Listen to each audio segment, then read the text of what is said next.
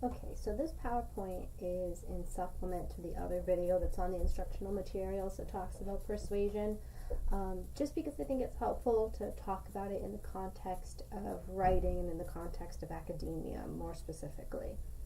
So rhetoric, what the heck is it, right? And why should you care about it? Rhetoric is one of those things that you may not think that you know, but you do. Rhetoric is one of those things that I think everybody knows, because essentially it just means persuasion, right? If you can be persuasive, then you're using rhetoric successfully. All right, let's go in here a little bit. As I said, it means argument or persuasion.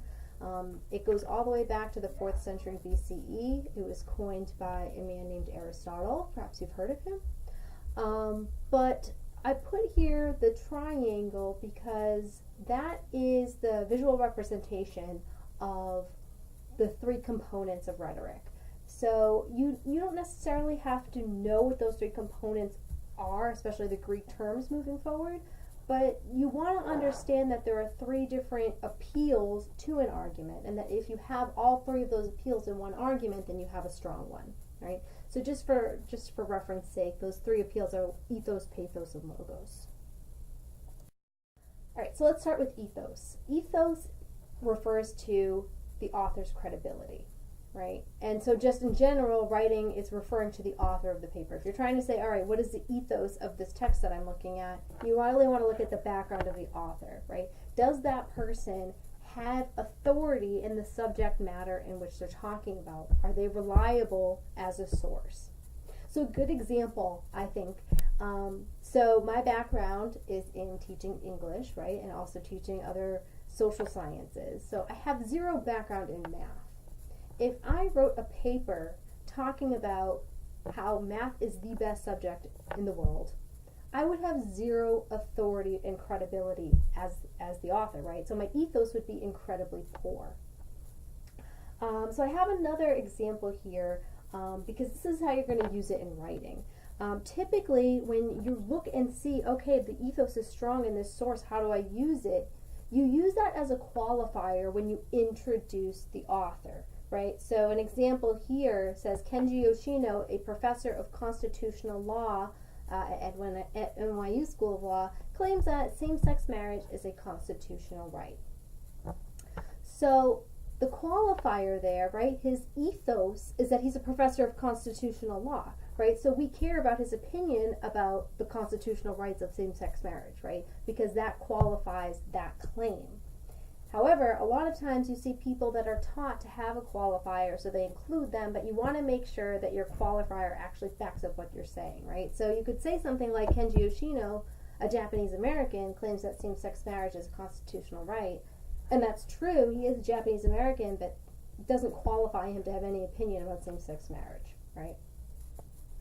And you can see here I have a picture that I think is a good representation, and also a good way to remember the different parts of rhetoric, is ads. Ads, commercials on TV, that's where rhetoric is really used substantially, right? And so you see commercials like this all the time, right, for toothpaste that are recommended by a dentist, right? So that dentist is that credible, reliable authority to say this is the toothpaste you should use, right? So that's ethos. Pathos. Pathos refers to the emotional connections to your audience, right? So is the writing evoking feelings in you? Are you feeling fear, sympathy, love, hate, anger, surprise, anything, any kind of feeling that you could think of? Typically in writing, you see them a lot when people use anecdotes or personal stories, right? They're sharing with you their experience and their feelings so that you can empathize and, say, I feel for you, or I've also been in a similar situation. That's extremely powerful rhetoric. Authors can also use humor or modify the tone in which they write to accomplish that same thing. So they don't necessarily need to tell you a story, but, if they're writing informally, that may also connect with you in some way, so you're connecting with them. Again, I want to go back to sort of the media aspect of it because it's the easiest way to identify pathos. you see the picture, right? The baby's crying. It says he's so sick he could die before you get to work. Oh my gosh, how does that make you feel, right? It makes you feel terrible. It makes you feel sad. It makes you want to help this poor baby. Powerful rhetoric. It's a powerful argument. Same thing when you see all those ASPCA commercials with Sarah McLachlan, right? All those sad animals with the sad song. Oh my gosh, it makes you want to cry. Really powerful pathos rhetoric. And finally, logos, which is logic, right? So appealing to the logic of, in our case, the reader, right? So when you read something, does the argument make sense to you? Is it using facts? Is it using statistics? Is it using strong evidence to appeal to your sense of logic to say, that makes sense? So, right, an example here, which statement is more convincing? A survey conducted by Becker College determined 9 out of 10 students in core English love math. I don't know math. I don't know why I keep talking about it. Or, many students in core English love math, right? So saying many students is nowhere near, hopefully you think so, as convincing as a strong data statistic, right? 9 out of 10 students, okay, now I'm with you. You're appealing to my sense of logic. I believe your argument. Right, one more ad. 1 in 5 women will be a victim of sexual assault during her college years, right? That kind of logic is powerful. So, in thinking about rhetoric, remember I said using all 3 of those together, you've got one successful piece, right? So if you have a piece of writing that connects to the audience, right, makes you feel something, it evokes emotion in you. If the writer themselves is reliable, they have a background in what they're talking in, they've done their homework, you believe them, and they're using logic, they're using data, they're showing you statistics to make you believe, then you have one powerful argument.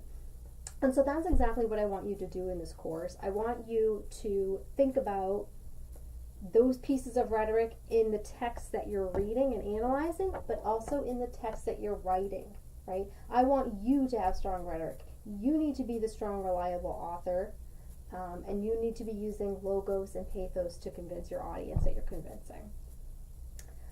But that being said, which one of them is the most reliable and convincing? Which one do you want to lean heavier on? Do you want to do, all personal stories?